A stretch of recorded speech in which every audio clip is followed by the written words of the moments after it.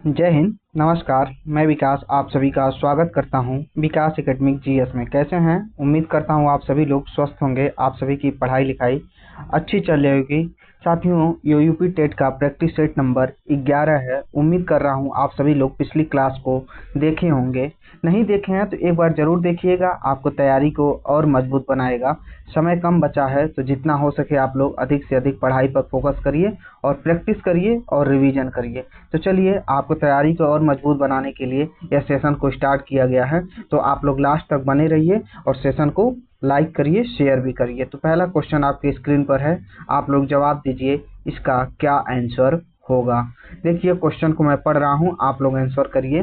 भारतीय संविधान की प्रस्तावना की भाषा किस देश के संविधान से लिया गया है? प्रस्तावना की भाषा किस देश के संविधान से लिया गया है? America, Canada, Australia, Ireland. तो आप लोग इसका क्या आंसर कर पा रहे हैं? तो देखिए, प्रस्तावना की भाषा की बात की जाए तो साथियों, यह आपका अमेरिका से लिया गया है। ध्यान रखेंगे, यह आपका अमेरिका से लिया गया है, तो ए ऑप्शन आपका करेक्ट हो जाएगा। समवर्ती सूची की बात की जाए, यह ऑस्ट्रेलिया से लिया गया है। और डीपीएसपी की बात की जाए, यह आपका आयरलैंड से लिया गया है। इसे भी आप लोग याद रखिएगा। और संघीय शासन की व्यवस्था आपका कनाडा से लिया गया है। तो चारों ऑप्शन आप लोग समझ गए होंगे और चारों ऑप्शन को आप लोग ध्यान में रखेंगे। तो चलिए नेक्स्ट क्वेश्चन को देखिए। सेकंड क्वेश्चन आपके स्क्रीन पर है, किस बौद्ध संगति के दौरान बौद्ध धर्म हीनयान और महायान संप्रदायों में विभाजित हो गया? देखिए, बौद्ध धर्म की बात की जाए तो 4 बौद्ध संगतियां हुई थीं। उसी 4 बौद्ध संगति में से एक बौद्ध संगति में आपका हीनयान और महायान में विभाजित हो जाता है बौद्ध धर्म। तो कौन से बौद्ध संगति में होता है, इसका आप लोग जवाब करिए। प्रथम संगति, द्वितीय संगति, इसको आप लोग करेक्ट कर लीजिएगा, ये द्वितीय हो जाएगा। द्वितीय संगति, चतुर्थ संगति। तो आप लोग क्या इसका जवाब करेंगे? तो ध्यान दीजिएगा, हम बात करते हैं हीनयान और महायान संप्रदायों की विभाजन की बात करें तो यह आपका चतुर्थ बौद्ध संगति में होता है। चतुर्थ बौद्ध संगति की बात की जाए, यह 78 ईस्वी में आपका कुंडलवन कश्मीर में इसको किया जाता है। और पूछा जाता है कभी कभी आपके एग्जाम में, किसके शासन काल में हुआ था? तो याद रखिएगा, यह कनिष्क के शासन काल में हुआ था। चतुर्थ बौद्ध संगति आपके कनिष्क के शासन काल में हुआ। और इसकी अध्यक्षता की बात की जाए तो वसुमित्र ने इसकी अध्यक्षता किया था। और इसी चतुर्थ बौद्ध संगति में बौद्ध धर्म आपका हीनयान और महायान 2 संप्रदायों में विभाजन हो गया। इसके साथ साथ एक चीज और आप लोग याद रखिएगा, आपके एग्जाम में अभी पूछ लेता कि कौन सी बौद्ध संगति कहाँ पर हुई थी। तो प्रथम बौद्ध संगति याद रखिएगा आप लोग राजगीर में हुआ था। द्वितीय की बात की जाए, यह आपका वैशाली में हुआ था। और तृतीय बौद्ध संगति पाटलिपुत्र में हुआ था। चतुर्थ आपको बता चुके हैं, कुंडलवन कश्मीर में होगा। तो आपका डी ऑप्शन करेक्ट हो जाएगा। चलिए नेक्स्ट क्वेश्चन को देखिए। थर्ड क्वेश्चन है, थर्ड नंबर, इसको पढ़िए।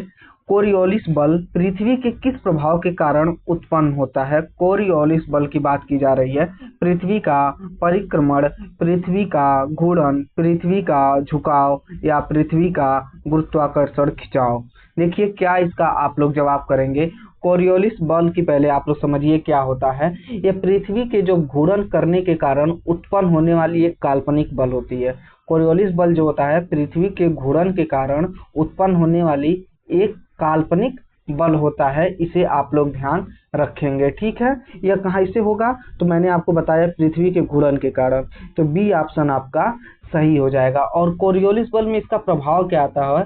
देखिएगा, विषुवत रेखा पर सबसे कम होगा। जो कोरियोलिस बल होगा ये आपके विषुवत रेखा पर इक्वेटर लाइन के आसपास में सबसे कम होता है। और ध्रुवों पर बात की जाए तो सबसे अधिक होगा। क्योंकि आपके एग्जाम में कभी कभी पूछ लेता है कि कोरियोलिस बल कब कहाँ अधिक होगा, कहाँ कम होगा। तो विषुवत रेखा पर कम होता है और ध्रुवों पर सबसे अधिक होता है। इसे आप लोग ध्यान रखेंगे। तो बी ऑप्शन आपका करेक्ट हो जाएगा।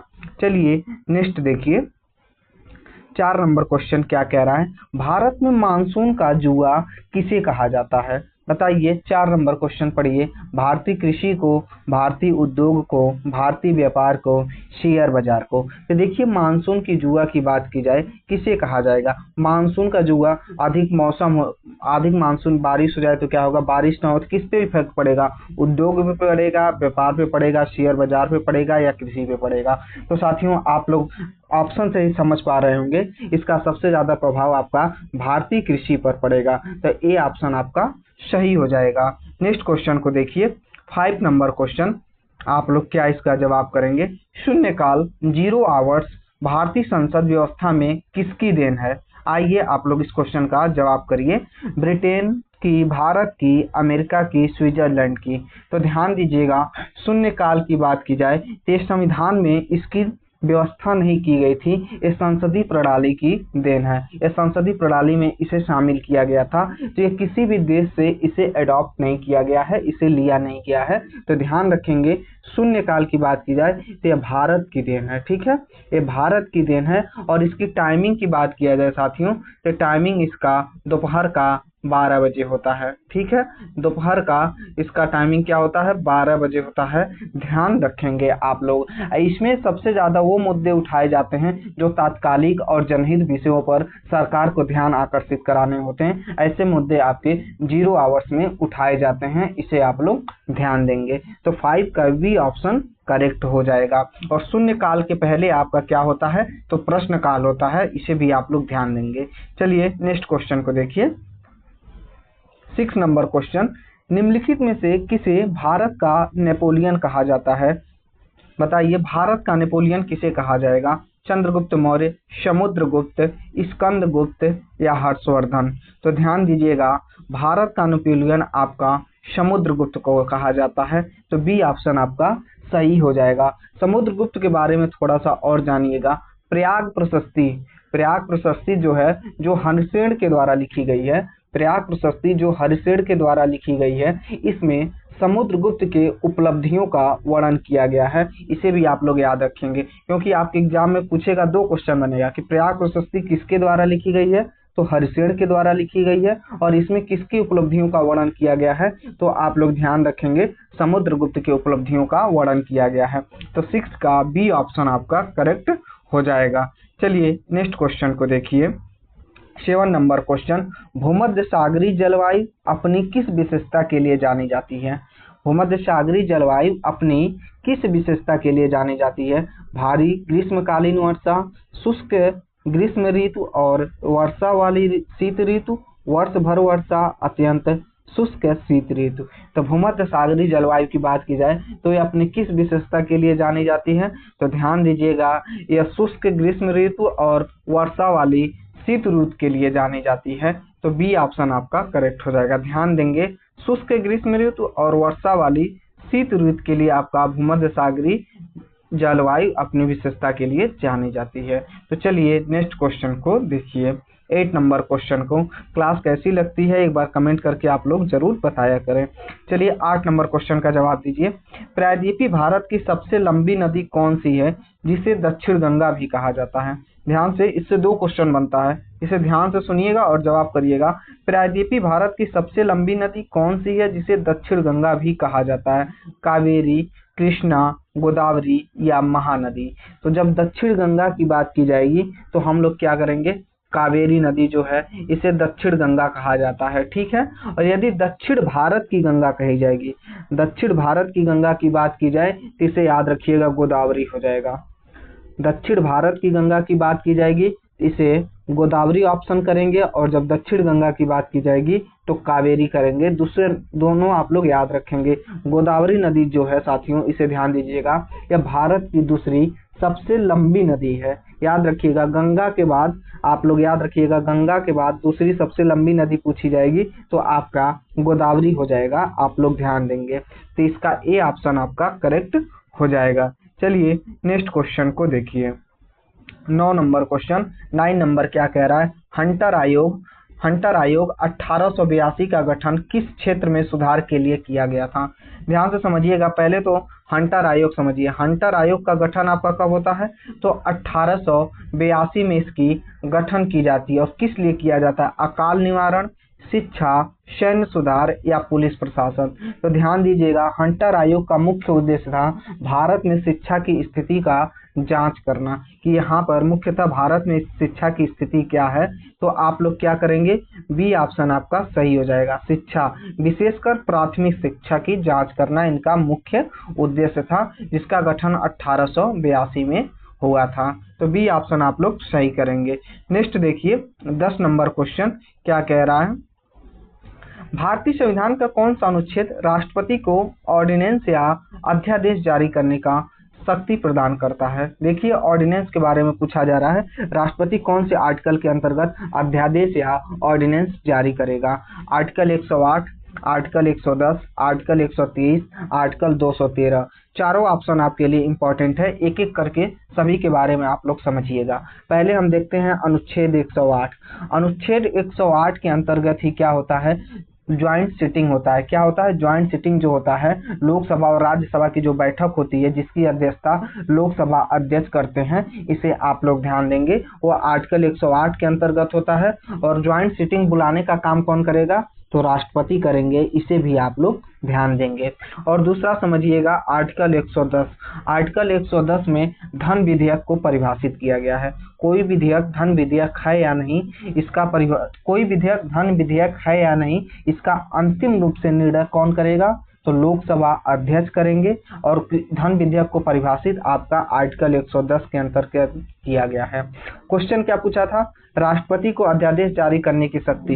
तो राष्ट्रपति को अध्यादेश जारी करने की शक्ति आर्टिकल 123 के अंतर्गत मिलती है। और 213 के अंतर्गत राज्यपाल को अध्यादेश जारी करने की शक्ति प्राप्त की गई है। 123 राष्ट्रपति के लिए, 213 राज्यपाल के लिए, दोनों आप लोग ध्यान देंगे। चलिए नेक्स्ट क्वेश्चन को देखिएगा। 11 नंबर क्वेश्चन क्या कह रहा है, शांत घाटी या साइलेंट वैली परियोजना किस राज्य के साथ जुड़ी हुई है। तमिलनाडु, केरल, कर्नाटक, उत्तराखंड। बताइए क्या इसका जवाब होगा। साइलेंट वैली परियोजना की बात की जाए, यह केरल राज्य से संबंधित है। ठीक है, केरल राज्य से संबंधित है, तो बी ऑप्शन आपका करेक्ट हो जाएगा, इसे आप लोग याद रखेंगे। नेक्स्ट क्वेश्चन को देखेंगे क्या कह रहा है। 12 नंबर क्वेश्चन, इंडिका पुस्तक के लेखक मेगास्थनीज किस यूनानी शासक के राजदूत बनकर चंद्रगुप्त मौर्य के दरबार में आए थे। आप लोग क्या इसका जवाब करेंगे, ध्यान से क्वेश्चन पढ़िएगा। पहले समझ, दो क्वेश्चन इससे बन रहा है। देखिए इंडिका पुस्तक के लेखक कौन हो गए, तो मेगास्थनीज हो गए। ये पूछा जा रहा किस यूनानी शासक के राजदूत बनकर चंद्रगुप्त मौर्य के दरबार में आए थे। तो आप लोग इसका क्या जवाब करेंगे, सेल्यूकस निकेटर। सेल्यूकस निकेटर के दरबारी कवि राजदूत बनकर के चंद्रगुप्त मौर्य के दरबार में आए थे। यहाँ से याद रखिएगा इंडिका के लेखक कौन है, तो मेगास्थनीज। और किस यूनानी शासक के राजदूत थे, तो सेल्यूकस निकेटर। और किसके दरबार में आए थे, तो चंद्रगुप्त मौर्य के दरबार में आए थे। चारों पॉइंट आप लोग ध्यान देंगे, तो ठीक है, बी ऑप्शन आपका करेक्ट हो जाएगा। नेक्स्ट देखिए 13 नंबर क्वेश्चन, आसान क्वेश्चन है, उम्मीद करता हूँ आप लोग गलत नहीं करेंगे। ट्रॉपिक ऑफ कैंसर या कर्क रेखा भारत के कितने राज्यों से होकर गुजरती है। तो ध्यान दीजिएगा 7, 8, 9 या 10। तो आसान सा क्वेश्चन है, या भारत के 8 राज्यों से होकर के गुजरती है। मैंने कर्क रेखा के बारे में आपको बता रखा है। ए आपका ग्लोब होता है, 0 अंश ए होता है जो पृथ्वी को 2 भागों में बांट देता है। इसे हम लोग इक्वेटर लाइन या भूमध्य रेखा या विषुवत रेखा भी बोलते हैं। और इसके ऊपर 23.5 अंश होता है, इसी को हम लोग कर्क रेखा बोलते हैं। क्या बोलते हैं, कर्क रेखा इसी को बोलते हैं। 23.5 अंश उत्तरी को कर्क रेखा बोला जाता है, इसे आप लोग ध्यान देंगे। ये देखिए यही है, मैप में आप देख सकते हैं, समझने की कोशिश करिएगा। मैप में देखिए ये है आपका भारत को, देखिए ये निकल रही है 23.5 अंश है। कहाँ से गुजर रही है आप लोग ध्यान से देख के समझ सकते हैं। गुजरात, राजस्थान, मध्य प्रदेश, छत्तीसगढ़, झारखंड, पश्चिम बंगाल, त्रिपुरा, मिजोरम होते हुए अब आपके पश्चिम बंगाल में निकल जा रही है। तो ये आपके भारत के 8 राज्यों से होकर के जाएगी, इसे आप लोग याद रखेंगे। तो चलिए नेक्स्ट क्वेश्चन को देखिएगा। 14 नंबर क्वेश्चन है, पंचायती राज को संवैधानिक दर्जा किस संविधान संशोधन अधिनियम द्वारा प्रदान किया गया। पंचायती राज, बताइए कौन से संवैधानिक दर्जा के द्वारा इसे संविधान में जोड़ा गया। 42 नंबर अमेंडमेंट, 73वां संविधान संशोधन, 74वां संशोधन या 86वां संशोधन। ध्यान देंगे 42 नंबर अमेंडमेंट के बारे में कल मैंने आपको क्लास में बता रखा था, 86 नंबर अमेंडमेंट के बारे में भी मैंने बता रखा था। तो 73 और 74 दोनों आप लोग समझिएगा। पंचायती राज को संवैधानिक दर्जा आपका इसी 73वां संविधान संशोधन के द्वारा दिया गया है, प्रदान किया गया है। ठीक है, पंचायती राज की बात की जाएगी तो 73 नंबर करेंगे। नगर पालिका या नगर की बात की जाए तो नगर पालिका जो है आपका 74वां संविधान संशोधन के द्वारा जोड़ा गया। पंचायती राज आपका ग्रामीण क्षेत्र के लिए होता है और नगर पालिका की बात की जाए साथियों तो ये आपके शहरी क्षेत्र के लिए किया गया था। दोनों आप लोग ध्यान देंगे तो आपका बी ऑप्शन करेक्ट हो जाएगा। नेक्स्ट क्वेश्चन को देखिए, 15 नंबर क्वेश्चन क्या कह रहा है। दक्षिण भारत के किस राजवंश ने अपनी शक्तिशाली नौसेना के लिए प्रसिद्ध प्राप्त की थी? बताइए दक्षिण भारत का कौन सा राजवंश था जो अपने शक्तिशाली नौसेना के लिए जाना जाता था? वह चेर, पांड्या, चोल या पल्लव। ये दक्षिण भारत के चारों शासक हैं। बताइए इसमें से चारों वंश के शासक, राजवंश के शासक हैं। बताइए इसमें से कौन था? चेर था, पांड्या था, चोल था, पल्लव था। तो 15 नंबर क्वेश्चन का आप लोग ध्यान दीजिएगा। जो अपने शक्तिशाली नौसेना के लिए प्रसिद्ध था वो आपका चोल वंश था। ठीक है, आपका चोल वंश जो है आपका नेवी के लिए प्रसिद्ध था, इसे आप लोग ध्यान देंगे। तो सी ऑप्शन आपका सही हो जाएगा। 16 नंबर क्वेश्चन देखिए, आप लोग इसका जवाब करिए। इसका आंसर क्या करेंगे? स्टैलेक्टाइट और स्टैलेग्माइट भू आकृतियां किस कार्य से बनती हैं? बहता हुआ जल, पवन, भूमिगत जल या हिमनद। बताइए इसका आप लोग क्या आंसर करेंगे? तो ध्यान से देखिएगा, ये जो ग्राउंड वाटर होता है, ग्राउंड वाटर से ही ये बनती है। ध्यान से समझने की कोशिश करिए आप लोग इसका आंसर देने का कि भूमिगत जल या ग्राउंड वाटर से ही बनती हैं। तो सी ऑप्शन आपका सही हो जाएगा। नेक्स्ट देखिए 17 नंबर क्वेश्चन क्या कह रहा है। 17 नंबर क्वेश्चन को पढ़िएगा। कांग्रेस के किस अधिवेशन में पूर्ण स्वराज का संकल्प पारित किया गया? कांग्रेस के किस अधिवेशन में पूर्ण स्वराज का संकल्प पारित किया गया?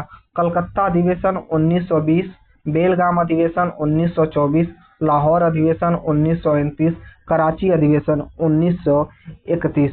तो ध्यान से समझिएगा, कांग्रेस की पूर्व स्वराज के जो संकल्प आपका पारित किया गया था ये लाहौर अधिवेशन में 1929 में आपका लाहौर अधिवेशन होता है, जिसकी अध्यक्षता पंडित जवाहरलाल नेहरू करते हैं। इसे आप लोग ध्यान देंगे, पंडित जवाहरलाल नेहरू के द्वारा इसकी अध्यक्षता की जाती है और पूर्ण स्वराज की मांग की जाती है। और इसी अधिवेशन के द्वारा क्या एक 26 जनवरी 1930 को स्वतंत्रता दिवस मनाने का भी निर्णय लिया गया।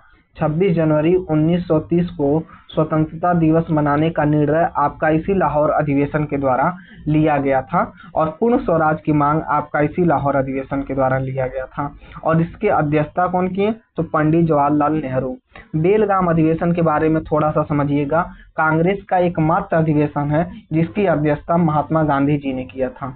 ध्यान दीजिएगा, जो बेलगाम अधिवेशन 1924 में होता है, कांग्रेस का एकमात्र अधिवेशन था जो महात्मा गांधी जी के द्वारा इसकी अध्यक्षता की गई थी। दोनों आप लोग ध्यान देंगे, सी ऑप्शन आपका करेक्ट हो जाएगा। चलिए 18 नंबर क्वेश्चन को देखिए, आप लोग क्या आंसर करेंगे। विश्व का सबसे बड़ा सिनकोना उत्पादक देश कौन सा है जिससे कुनैन प्राप्त होता है? पहले तो यह जानिए सिनकोना से क्या प्राप्त होगा? कुनैन प्राप्त होता है, इससे आप लोग याद रखेंगे। और सबसे बड़ा उत्पादक देश की बात की जाएगी तो इंडोनेशिया। इंडोनेशिया आपका सिनकोना के लिए सबसे बड़ा उत्पादक है, आप लोग ध्यान देंगे। तो 18 का ए आपका करेक्ट हो जाएगा। चलिए 19 नंबर क्वेश्चन का देखिए और आप लोग जवाब करिए। भारतीय संविधान की प्रस्तावना में अब तक कितनी बार संशोधन किया गया है? एक बार, दो बार, तीन बार या कभी नहीं? तो ध्यान देंगे, भारतीय संविधान की प्रस्तावना में बात किया जाए सिर्फ एक बार संशोधन होता है, वो भी कौन सा नंबर संविधान संशोधन?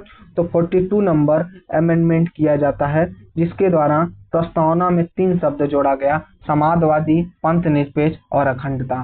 ठीक है, समाजवादी, पंथ निरपेक्ष, अखंडता 3 शब्द आपके जोड़े जाते हैं और एकमात्र संविधान संशोधन हुआ है प्रस्तावना में। तो आप लोग याद रखेंगे, तो ए ऑप्शन आपका करेक्ट हो जाएगा। और 42वां संविधान संशोधन 1976 में होता है, इसी को मिनी संविधान भी कहा जाता है, आप लोग ध्यान देंगे। नेक्स्ट क्वेश्चन को देखिए 20 नंबर क्वेश्चन क्या कह रहा है, विक्रमशिला विश्वविद्यालय की स्थापना किस पाल शासक ने की थी? गोपाल, धर्मपाल, देवपाल या महिपाल?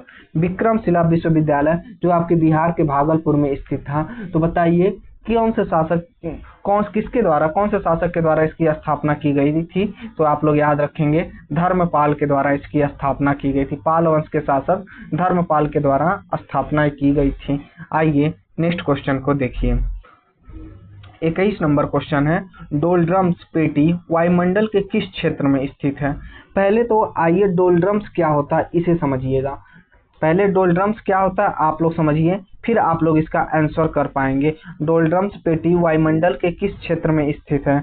देखिए डोलड्रम्स पेटी उसे कहते हैं पृथ्वी के विषुवतीय क्षेत्र होते हैं। विषुवतीय क्या होंगे? जो इक्वेटर लाइन के आसपास पाए जाएंगे, जो भूमध्य रेखा के 0 डिग्री के ऊपर नीचे जो क्षेत्र होगा वह क्या होगा? विषुवतीय क्षेत्र होगा। आप उम्मीद करता हूं आप लोग विषुवतीय क्षेत्र समझ गए होंगे। तो पृथ्वी के जो विषुवतीय क्षेत्र में पाई जाती है वो पाई जाने वाली निम्न वायुदाब पेटी ही इसे ही डोलड्रम्स कहा जाता है। समझिएगा आप लोग, पृथ्वी के विषुवतीय क्षेत्र में पाई जाने वाली निम्न वायुदाब पेटी को ही हम डोलड्रम्स कहते हैं, और इसका दूसरा नाम भी होता है, इसे याद रखेंगे।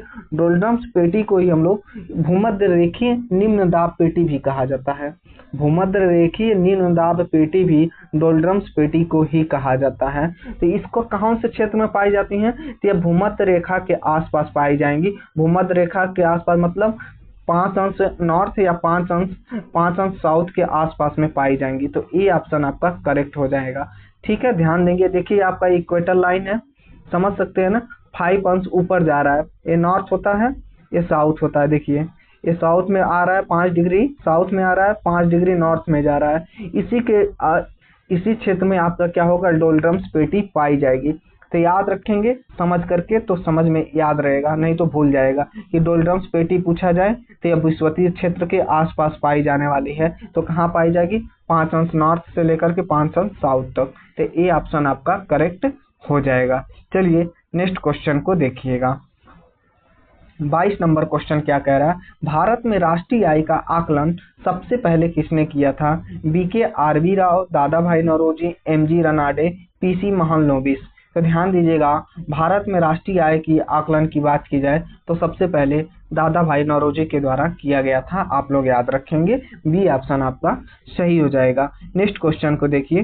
23 नंबर क्वेश्चन क्या है, सर्वेंट्स ऑफ इंडिया सोसाइटी की स्थापना 1905 में किसके द्वारा की गई थी?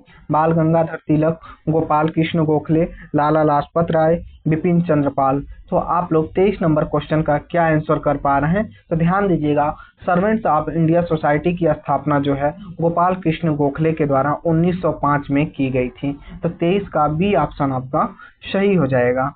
24 नंबर क्वेश्चन का आप लोग जवाब करिए, ये आपके एग्जाम के लिए महत्वपूर्ण है, इसे समझ के आप लोग आंसर करिएगा। पृथ्वी का औसत एल्बिडो लगभग कितना प्रतिशत है? पृथ्वी का जो औसत एल्बिडो है लगभग कितना प्रतिशत है? पहले एल्बिडो शब्द के बारे में समझिए, एल्बिडो होता क्या है समझिएगा ध्यान से। एल्बिडो के बारे में आप भूलेंगे नहीं, एक बार समझ जाएंगे। मैं फिगर के माध्यम से भी आपको अभी समझाने की कोशिश कर रहा हूँ, पहले इसकी परिभाषा सुनिएगा। एल्बिडो है क्या? किसी वस्तु पर पड़ने वाली सौर ऊर्जा का जितना भाग वापस अंतरिक्ष में लौट जाता है उसे ही हम एल्बिडो कहते हैं। क्या? जो किसी वस्तु पर पड़ने वाली जो सौर ऊर्जा, जो सूर्य की प्रकाश जो किसी वस्तु पर पड़ रही है और उसका जितना भाग रिफ्लेक्ट होकर के अंतरिक्ष में चला जाता है उसे ही हम लोग एल्बिडो कहते हैं। फिगर से देखिए, ये सूर्य की रोशनी आपका पृथ्वी पर आ रही है, किसी वस्तु पर पड़ रही है और यहीं से रिफ्लेक्ट होकर के ये अंतरिक्ष में चली जा रही है। जो भाग ये अंतरिक्ष में चला जा रहा है इसी को हम लोग एल्बिडो कहते हैं। इसी को हम लोग क्या कहेंगे? एल्बिडो कहेंगे। इसे आप लोग समझ पा रहे होंगे। तो यह लगभग 15% के लगभग, ध्यान दीजिएगा, लगभग 35% यह पाया जाता है। ठीक है, इसका औसत की बात की जाए तो लगभग 35% होगा। और एल्बिडो क्या होता है उम्मीद कर रहा हूं आप सभी समझ गए होंगे। जो सूर्य से जो भी सौर ऊर्जा पृथ्वी पर आएगी उसका जितना भाग रिफ्लेक्ट होकर के अंतरिक्ष में चला जाएगा उसे ही हम लोग एल्बिडो कहेंगे। आइए नेक्स्ट क्वेश्चन को देखिएगा। 25 नंबर क्वेश्चन क्या कह रहा है, भारतीय संविधान के किस अनुच्छेद के तहत अंतरराज्यीय परिषद का गठन किया गया है, इंटर स्टेट काउंसिल का गठन किया गया है, कौन से आर्टिकल के अंतर्गत, अनुच्छेद 263, अनुच्छेद 280, अनुच्छेद 312 या अनुच्छेद 315। तो इंटर स्टेट काउंसिल की बात की जाए तो आर्टिकल 263 के अंतर्गत इसका गठन किया गया है। तो 25 का आपका ए आपका करेक्ट हो जाएगा। नेक्स्ट क्वेश्चन को देखिए, 26 नंबर क्वेश्चन, क्या आप लोग इसका जवाब करेंगे, अद्वैतवाद के सिद्धांत के प्रतिपादक किसने किया था, अद्वैतवाद सिद्धांत का प्रतिपादन किसने किया था, रामानुजाचार्य, माधवाचार्य, आदि शंकराचार्य या निम्बकाचार्य। तो ध्यान दीजिएगा, जो अद्वैतवाद का सिद्धांत है आदि शंकराचार्य के द्वारा प्रतिपादन इसका किया गया था। तो 26 का सी आपका ऑप्शन करेक्ट हो जाएगा। 27 नंबर क्वेश्चन पढ़िए और आप लोग इसका जवाब करिए, क्या आप लोग इसका जवाब कर रहे हैं। नाथू ला दर्रा भारत के किस राज्य को तिब्बत से जोड़ता है, ध्यान से क्वेश्चन को समझिएगा। नाथू ला दर्रा जो है भारत के किस राज्य को तिब्बत से जोड़ने का काम करेगा, अरुणाचल प्रदेश, सिक्किम, उत्तराखंड या हिमाचल प्रदेश। तो 27 का आप लोग क्या जवाब कर पा रहे हैं, तो जो नाथू ला दर्रा है ये सिक्किम से तिब्बत को जोड़ने का काम करेगा। तो बी ऑप्शन आपका सही हो जाएगा, बी ऑप्शन साथियों आपका सही हो जाएगा। आइए 28 नंबर क्वेश्चन को देखिए और आप लोग जवाब करिए, क्या आप लोग सही कर पा रहे हैं। पिछली क्लास में भी मैंने इसके बारे में थोड़ी आपको बता रखा था। संसद के दोनों सदनों की संयुक्त बैठक बुलाने का अधिकार किसके पास है। अभी मैं पीछे एक आर्टिकल 108 कराया तब भी इसका चर्चा किया था, ज्वाइंट सिटिंग के बारे में पूछा जा रहा है। तो देखिए दोनों सदनों का संयुक्त बैठक बुलाने का अधिकार आपका राष्ट्रपति के पास है। आर्टिकल 108 के बारे में, आर्टिकल 108 में ऐसा बताया गया है, इसे आप लोग ध्यान देंगे। ज्वाइंट सिटिंग के बारे में बुलाने का काम कौन करेगा, राष्ट्रपति, और लोकसभा अध्यक्ष क्या करेंगे, ज्वाइंट सिटिंग का अध्यक्षता करेंगे। ठीक है, आप लोग समझ गए होंगे। तो सी ऑप्शन आपका करेक्ट हो जाएगा। राष्ट्रपति आपका बुलाने का काम करता है, अध्यक्षता करने का काम आपका लोकसभा अध्यक्ष करेंगे। चलिए 29 नंबर क्वेश्चन को देखिए और जवाब करिए। राजा राम मोहन राय को राजा की उपाधि किस मुगल सम्राट ने दी थी। राजा राम मोहन राय की बात की जाए तो ब्रह्म समाज की स्थापना आपका राजा राम मोहन राय के द्वारा ही किया गया था और अकबर द्वितीय के द्वारा इन्हें राजा की उपाधि दी गई थी। अकबर द्वितीय के द्वारा, याद रखिएगा, राजा राम मोहन राय को राजा की उपाधि आपका अकबर द्वितीय ने उन्हें दिया था। तो सी ऑप्शन आपका सही हो जाएगा। तो साथियों आज का यह लास्ट क्वेश्चन है 30 नंबर, तो इसका आप लोग जवाब करिएगा। उत्तर प्रदेश के किस जिले को धान का कटोरा कहा जाता है, वाराणसी, चंदौली, प्रयागराज, लखीमपुर खीरी। बताइए उत्तर प्रदेश के किस जिले को धान का कटोरा कहा जाता है। क्लास कैसी लगी है वो भी एक बार आप लोग कमेंट करके जरूर बता दिया करें, और क्या उसमें छूट रहा है, क्या आपको नहीं समझ में आ रहा है वो भी बताया करें, उसे नेक्स्ट क्लास में हम कवर करेंगे। तो धान का कटोरा आपका चंदौली को कहा जाता है, यहाँ पर सबसे ज्यादा धान का उत्पादन होता है, इसीलिए इसे उत्तर प्रदेश का धान का कटोरा कहा जाता है। तो बी ऑप्शन आपका करेक्ट हो जाएगा। तो चलिए यहीं पर हमारा सेशन समाप्त होता है। क्लास कैसी लगी एक बार जरूर आप लोग कमेंट करके बताइएगा। क्लास को शेयर करें, चैनल को सब्सक्राइब करें। चलिए फिर मुलाकात होगी नेक्स्ट सेशन में। जय हिंद, नमस्कार।